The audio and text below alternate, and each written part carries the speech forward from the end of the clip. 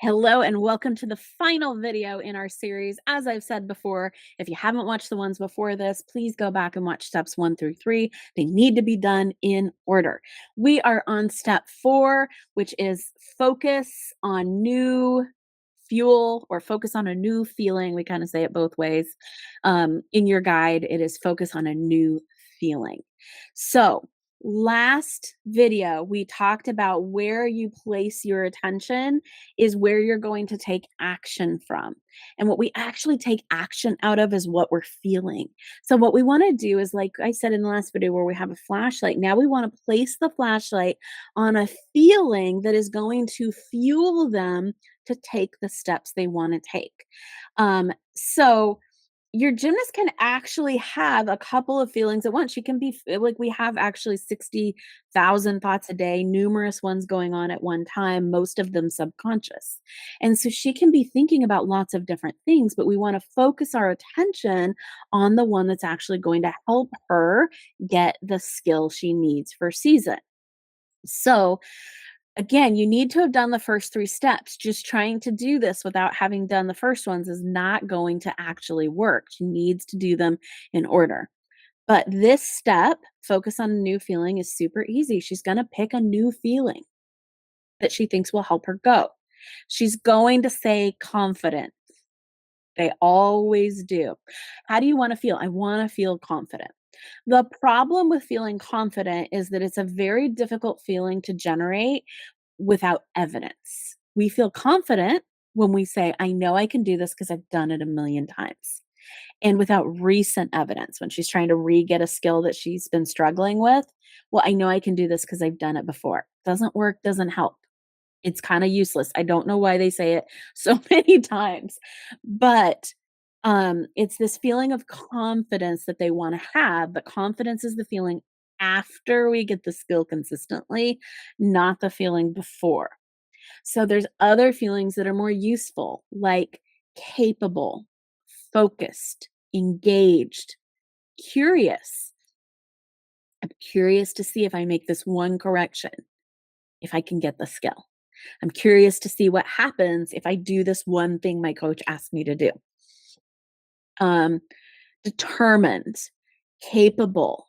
Um, and most of the time, kids say, like, I want to be brave or I want to be courageous. And all that that feeling really is this idea of both. You can't be brave if you're not feeling afraid. The word only applies to situations in which you're feeling afraid and you do it anyways. And what's happening there is you're feeling afraid and you're feeling determined or focused or capable or whatever it is. And so that feeling of being brave is actually just refocusing on another feeling while they're feeling afraid. So they're feeling afraid, that feeling is still there. I'm feeling afraid, and that's okay. And then we actually do this whole exercise with them where I'm not going to go into it here. I do go into it further in the how to unlock her full potential. We do this whole exercise with them where we help them understand where the actual physical feeling of fear comes from and why it's useful. So I'm feeling afraid, and that's understandable, but fear is not useful in this situation. A more useful feeling is, and then they pick what that feeling is going to be. And then we like to ask them to visualize themselves doing the skill from this new feeling. So a more useful feeling is determined. I am determined to keep my hips square this turn so that I can hit my back handspring. And then visualize themselves feeling determined and going for their back handspring from determined. And so that can be really helpful. They can say, like, I'm feeling afraid, but I'm also feeling brave. And then I'm focused on brave. Um, and so this is just one of the strategies that we teach here.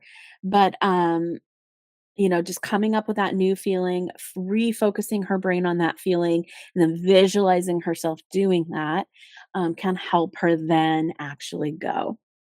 Now, I do want to say that if your gymnast is struggling with mental blocks, like this has been an issue for years, there is more that needs to be worked through. And we really recommend one on one coaching for that scenario. But if she's just feeling normal fear of a skill, these 4 steps will really help her move through it if she practices them again and again. Just like anything else, doing it once and then never trying it again is probably not going to be useful. This is the kind of thing that she needs to practice over and over. But these 4 steps have helped so many gymnasts in our program get the skills that they were struggling with for a season. I use them every day in our coaching. They're super useful. And I mentioned before in the last video that sometimes when you're trying to like be mom, it's hard to also be mental coach. And even we have moms who are like, I am a psychologist. Like, this is the stuff that I do all the time. But trying to do it with my own daughter, like, I just get so many eye rolls. Or just not the same. And so, if you're interested in having your gymnast work with us, we have 2 options coming for you.